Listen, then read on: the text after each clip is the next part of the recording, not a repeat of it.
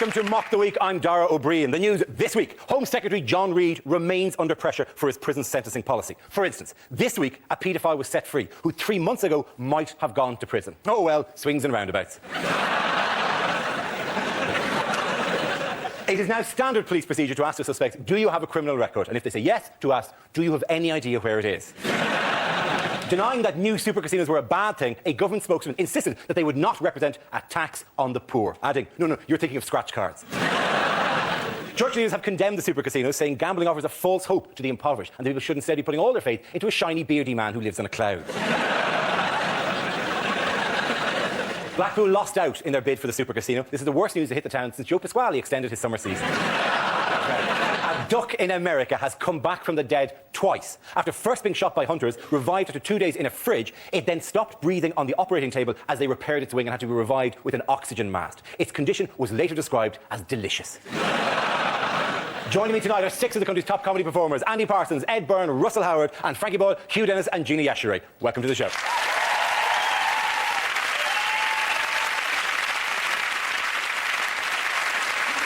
Our first round is called Headliners. Here's a picture of this week's top tabloid target, John Reid, with some cabinet colleagues. But what does RIPS stand for? I was thinking Reid impersonates Pope successfully.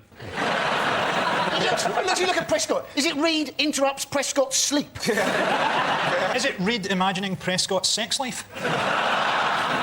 Or is it from left to right? Right idiot, plonker, shagger. Is it Reid invents prison statistics? Would he invent a statistics as bad as the ones? Yeah. Would he really go, we don't know where they are! Hijab. Is it Reid in prison's scandal? That's exactly what it is. Well done, Ed Byrne. Very good. The answer I was looking for was Reid in prison's scandal, although, frankly, shambles or shock would have worked just as well. It refers to the latest problems at the Home Office, with the prisons at bursting point. The Home Secretary is being criticised for requesting softer sentencing to ease overcrowding, on top of his department's failure to keep track of hundreds, literally hundreds, of serious offenders. How is... I can't say that enough, ladies and gentlemen. They're everywhere. Who knows where they are at any given time? Hundreds of them. I think I've got one. How has John Reid dealt with the problem of overcrowded prisons? He's released the paedophiles. He has. You're the ones who do us less harm. You, go. The problem is, they say that with paedophiles, we can never really make the punishment fit the crime. Could we dress the paedophiles up as Morris dancers, so that they have bells on, the kids will know when they're nearby? And, beautifully, real Morris dancers will get beaten up for being paedophiles. There are apparently over 300 sex offenders have gone missing. They're on the register and have gone missing, and they don't know where they are. And they say part of the reason why some of them go missing is because they give such vague addresses. They're allowed to give... There's one guy whose address was down as a tent near the leisure centre. Then, this is true, changed his address to simply the woods. It's not just paedophiles, though, is it, actually? He's being done because they are reducing sentences and stuff. And essentially what they've done is they've introduced a January sale to the prison service. It's like, murder used to be life, now 6 months. PBH was 6 years, now a week. Fraud, you go absolutely free. He's trying to say that the Home Office is like renovating a house. You pull back the wallpaper and you discover problems behind there. But I've renovated a couple of houses. I've never pulled back the wallpaper and found a paedophile in the plaster. Right?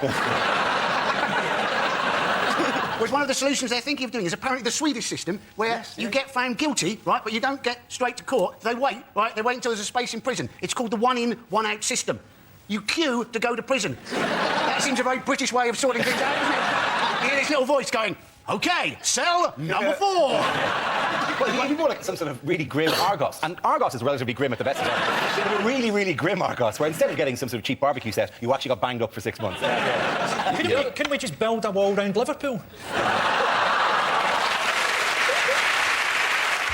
You could, of course, take the Northern Ireland example, because your prison, the reason that you don't have any space in prison is that you imprison so many people. The rate of imprisonment in this country is the highest in Western Europe. Yeah, no, because as a counter-example, in Ireland, it's half the rate. In Ireland, where you haven't lived for years. If you don't like it, Darren, go back. The fact that Ireland has a low rate of imprisonment is not in any way related to the fact that I'm not there. If I was still there, it wouldn't shoot up. Like, I wouldn't be forcing people into jail. No, when you say you mean you British people, as opposed to you who live here. Because if it's you who live here, it's we who live here.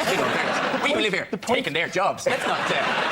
You're making us all look bad. I'm sorry for blowing your cover, Paddy. Right? Anyway, the point is, in this country, all of us. No, not Nigerians. Not the Nigerians. They're not involved at all in this situation. You people. Right? Everyone bar the Nigerians, right? more people are put into jail in this country than anywhere else in Western Europe. Whereas in Northern Ireland, interestingly, the rate is around about half that, right? What they've done brilliantly now to free up space, they've simply declared everyone a political prisoner and let them out. So what you should do is declare war on Nokia, say, right? And anyone who steals a mobile phone is a prisoner of conscience and should be allowed out. Right? It is a purely financial thing, really, isn't it? That is essentially the problem here with prison services, that it's too expensive and, there isn't money for it. So what they should do is put cameras in the prisons and broadcast it as a reality TV show. You'd make a fortune. I'm a criminal, let me out of here. And there's extra deterrent, isn't there, for them not actually escaping, because if they do escape, they'll be interviewed by Davina McCall. Not a bad idea. What new initiatives are the Home Office coming up with then? They've got an initiative, haven't they, to do a database of people's shoe prints. People's shoe prints, yeah. Which isn't as daft as it sounds, because from a shoe print, they can tell what size you are, they can tell what height you are, what weight you are, and various other stuff about you, which is why, when I'm doing a crime, I always wear high heels and carry a bowling ball. If you were a burglar, surely, just before you commit the crime, you just got to pop on novelty slippers and you're fine. So they're like, who are we looking for? Looks like a Gruffalo. It's another clown. Exactly. Why are so many clowns committing crime? They've just got a database full of Nike trainers and, OK, so burglars are wearing Nike trainers and maybe the odd pair of Reebok Classics. I mean, you can easily guess without the need of a database. He was probably wearing a Burberry cap and a Sovereign. What is that footwear? The database, Gina, isn't to work out what kind of shoes criminals wear. That's not the major interest. It's not like there's a massive marketing opportunity here. If we could only find out what toothpaste they use. This is our audience. We've got to go after the criminals. Do you think the fact that Nike trainers are the most popular shoe for burglars, which they are, aren't they? It's like 80% of Nike. Has that got anything to do with the slogan, just do it? OK, I'm going to wrap that round. Ladies and gentlemen, at the end of that round, the winners are Gina, Hugh and Frankie.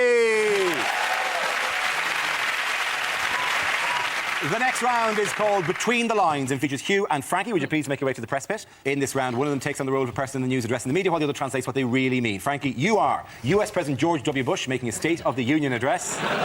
Hugh, you will tell us what he really means. My fellow Americans. Many people are surprised that I've committed another 20,000 troops in Iraq. I was surprised. I was only trying to order my Tesco shopping online. I admit that there are similarities between Iraq and Vietnam. I think they both have a border with Switzerland. Some say that the Iraq war is unwinnable, but not my closest advisors. Chuck Norris, Vin Diesel, and the animals of Farthing Wood. People said that our soldiers would be coming back in body bags, but that hasn't happened. Some of them would come back in shoeboxes.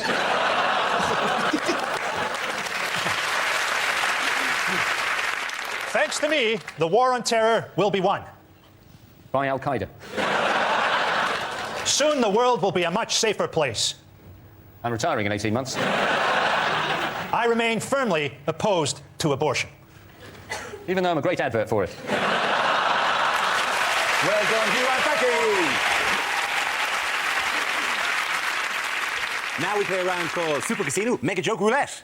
This game involved Gina, Andy, Frankie and Russell. So if you can make your way to the performance area, please. It's our stand-up challenge with a random news generator containing the bank of topics. We spin the wheel, and when it's off, anyone can step forward and try and make us laugh about that subject. OK, here we go. Let's spin the wheel for the first topic. And it is parenting. Who wants to come in on that? Gina. I'm not a big advocate of parenting. You can obviously tell I haven't got kids. I love kids. I just love holidays a lot more. That's all. Because kids are expensive. They're expensive. Christmas has gone. I'm glad it has, because kids do not believe in Santa anymore. But then, having said that, I didn't believe in Santa either. But that's because my mum's Nigerian. There was no way she was going to let a fat white man take the credit for all her hard work. OK, let's spin the wheel again. Subject is the environment. Who's going to come in on that one? Oh, Frankie. Stephen Hawking has just come out and said that global warming might turn the Earth into a cloud of boiling gas. That's Hawking for you. I think I could have worked that out if I just sat about in my arse all day. Ryanair are getting a hard time from the government because they're not doing enough to combat global warming. And you think, well, air travel isn't good for the environment. And surely no one has done more to put people off flying than Ryanair. Nothing punctures that James Bond image quite like being sold peanuts by a stewardess who looks like she survived Hiroshima. There's no way that Ryanair are as big a polluter as China. Although Ryanair do have a worse record on human rights. Thank you very much, Frankie Boyle. OK, that leaves us with the entire other side of the room, Andy and Russell. Let's spin the wheel. The next topic is the body beautiful. Who wants to come in on that? We come in all shapes and sizes, don't we? Like, good example, my mum has recently joined an under 5 foot club, you know. I'm not lying, you haven't seen a prettier sight until you've seen a load of tiny ladies sat around a table, their feet barely touching the floor. Sat there, because they're all under 5 foot, convinced they've got the same things in common. They haven't, right? The only thing they've got in common, when you hoover near them, they don't have to lift their legs. That's pretty much it, right? And there's a really amazing old lady there called Sue, who's about 80, and she's got a prosthetic hand. Now, we got chatting, right? When she first went to school, the state of prosthetics was so poor, she actually went to school with a full-size man hand. As if your first day at school isn't terrifying enough. We're going to get bullied. There's your hand. You'll grow into it. What do you mean I'll grow into it? I'm a little girl. I'm not Gordon Banks. What's that?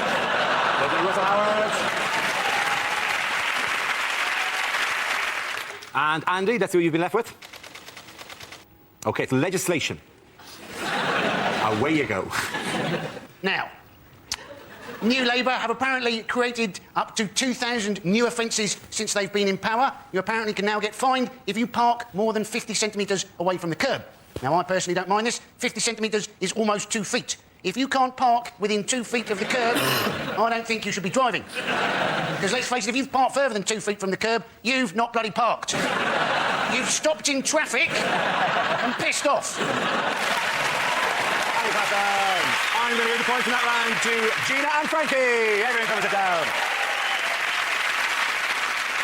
Time now for, if this is the answer, what is the question? On the board, 6 categories. Gina, what would you like? I'm going to go for social affairs. OK, social affairs. The answer is 265 million. Gina, what is the question? Is it how much will the London Olympics cost each of us?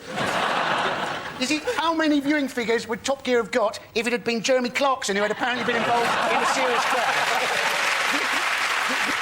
Is it how many ways could a dyslexic spell onomatopoeia? Is it what is the current chart position of Peter Andre's Drum and Bass Christmas? Tell you what, is it how many times did I say as a kid, bird's eye potato, waffles, the waffly versatile? Is it Sylvester Stallone's final movie will be called Rocky what? According to the Daily Mail, how many Polish people are living in Hammersmith? How much money would the BBC have to pay Tom Cruise if I made the joke I'd like to make about him and John Travolta? Is it how much is going to be invested in the super casino? Yes, it is actually very good. Well done here. The question I was looking for is how much will now be invested in developing the site of Britain's first super casino. This is the news of the city of Manchester. The 16-to-1 outsider won the race to become the site of the country's first Las Vegas-style super casino. £265 million will be spent in a rundown area of the city. How ironic is it, by the way, and how much of a lesson about gambling is that it wasn't the favourite. Lots of people put money on Blackpool and the Dome, and they lost money. Surely that's as neat a lesson about gambling as you're going to get. Like. Oh, sorry for that. Because if Blackpool wanted to be, didn't they? They said they wanted to be the Las Vegas of Britain. Now, they were always going to struggle to be that, weren't they? Las Vegas, some of the best hotels in the world where they've got a volcano that goes off every 15 minutes. Blackpool, some of the most disappointing B&Bs I've ever been to, where the hot water goes off every 15 minutes. I feel sorry for Blackpool for many, many reasons. Not least because Manchester is the most regenerated city in the world. There isn't a part of Manchester which hasn't been regenerated in the last 10 years. They have to knock down some of the old regeneration just to make space for the casino. Blackpool deserves as big a kicking as possible. It's the one town in Britain where I've got chlamydia from fish and chips. In fairness, it was never, ever going to be Blackpool. There never stood a chance, because in gambling, the principle is in a casino, at the end of the night, you exchange your chips for cash, and in Blackpool, it's the other way around. Because, you know, you can win £100,000 and have it mugged off you all in one night. New Labour, they're always saying, aren't they, they want joined-up government. They're not building enough prisons, and now they go and build a casino when it's supposed to lead to debt and eventually prison. Why not build half casino, half prison, and as soon as they get in trouble, they can just cross the corridor, and there they are. The thing that's rubbish about it, it's all the slot machines and stuff like that. There's no skill. Surely there's a skill to poker or something like that. It's like Deal or No Deal's ruined this country. Do you know what I mean? It's horrific. Just no skill. It's like Deal or No Deal may as well just be called Who Wants to Be a Millionaire for thick people. Do you know anything? No. Can you open a box? Yes. And then some of them can't actually open a box. You have to know the numbers from 1 to 20 as well, and be able to identify them by their symbol and point. I'll get Mick to do it, please. I always think it's weird when Noel Edmonds, when he's walking around, he's pacing the floor like a creepy uncle. Yeah. You know, and he keeps saying things like, "Oh, you're playing a very shrewd game here." I'm very shrewd. I'm pointing at a box, going, "Open that one." Sorry. Oh, you shrewd man. You're wearing spray-on trousers, you creepy lizard. The bit of creeping with Dealer is the fact that they all pretend to be friends. That really gets on my nerves. There you go. Good luck, Jim. Oh, this is for you. This is for you. Like, thanks. To be honest, that's what I hate about this show. the other part of the gambling. I asked to be godfather of my child. That's what's funny about that line. I think, you know, super casinos are terrible because, I mean, people are too vulnerable to cope with this. I mean, people in Britain are addicted to eBay. How are you going to cope with £1 million prize money if you're up till 3 in the morning trying to buy second-hand pyjamas? Rowan Williams, the Archbishop of Canterbury, said that the casinos will contain imprisonments of the soul, which sounds cool. Right in the middle of the casino, there's a soul prison of some description, like I think in Superman 2. It's like a hologram of James Brown. Welcome to the soul prison. Speaking of obsessions, what did 3,986 people in Britain have removed last year? Oh, is it man boobs? Yeah. No, it's not man boobs, no. Oh, I thought this was fat. no. It was fat, yes, it was fat. That's the amount of people who chose to have liposuction. Liposuction was almost 4,000 people in the last year chose to have liposuction. The thing I love about liposuction, you always see, you know, like in Bella magazine, those magazines you see the doctors, it's always like, my horror plastic surgery story. It's always like, I went in for a tummy tuck and came out with a bum for a face. It really is a bit odd, though, that men... I mean, it surprised me that so many men did it. It was about 5% of these people were blokes. Yeah. And that really surprised me, because I would have thought a major difference between the sexes is that women are generally worried about how they look. And men, even the elephant man, probably woke up in the morning, looked in the mirror and went, yeah, looking good. It doesn't happen. No, you know, in fairness, he went, yeah, looking good. Killer. I'm no looker, but I'm funny. Having your man boobs done is a very sort of decadent kind of stage to get to, though, isn't it? That's why, when I had mine done, I donated them to an African transsexual. Very kind of you. The man boob statistic, just there were 90,000 instances of cosmetic plastic surgery that go on during the year. There were 177 moves, right? All the papers ran. Well, 177 moves? No, 354 moves, I suppose. 177 operations to remove the moves. Like, one guy went, hey, what about this one? What is something to do here? That's lovely. Doink, doink, doink, actually, rather. I wasn't going to pig noise. Anyway, so... These statistics, though, they all come, don't they, from the British Association of Aesthetic Plastic Surgeons. Now, given their major thing is to do with breast surgery, isn't brilliant that the abbreviation for them is BAPS. That is fantastic, isn't it? The statistics of this week were that all types of plastic surgery went up significant numbers of percentage points, except for one, which went down. Eyelid surgery. Not eyelid surgery. What's that? What's the whole thing about eyelid surgery? I have no idea. What's the one? I have no idea. What are you asking me? I can understand, like, I don't know, maybe a bloke having eyelid... I mean, more blokes having eyelid surgery. I can only imagine that they're having it done to keep their eyes open while their women are talking about commitment or something. I really do want to get married, yeah. The only type of cosmetic procedure that's become less popular are having your ears corrected.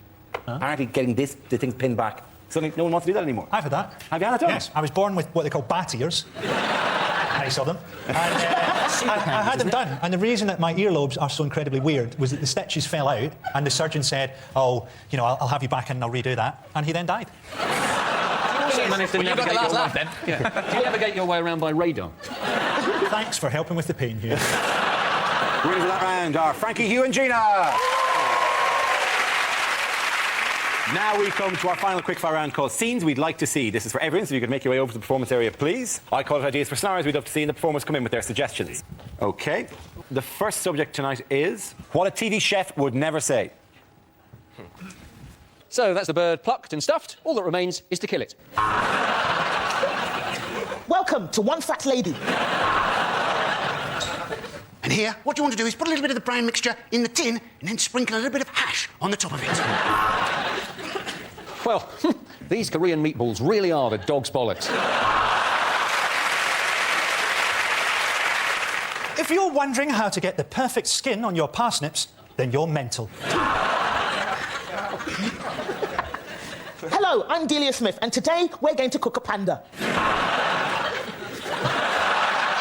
I invisible in this fucking jacket? I think you...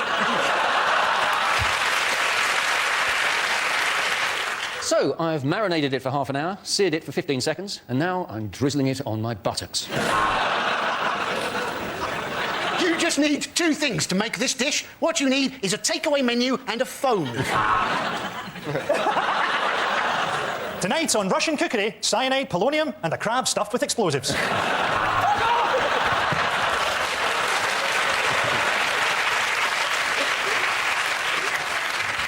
Not going to be worth it now, is it? The next topic is bad things to say at the opening of the new Wembley Stadium. Is it just me, or does it all feel a bit wobbly? Due to a double booking, England's first match is against Simply Red. Ladies and gentlemen, James Blunt!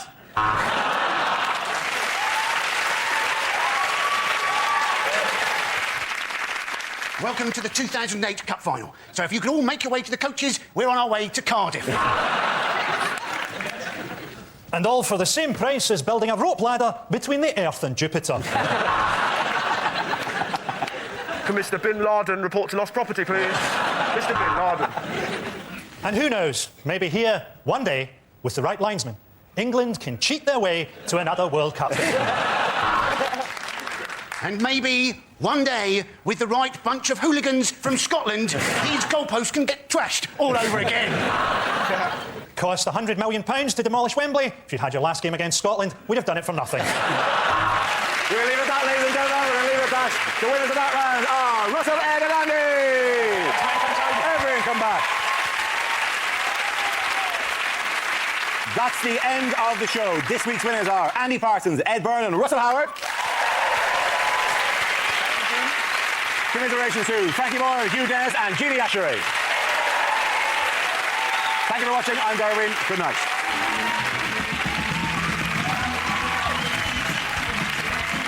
Mock the Week is back next Thursday at 10.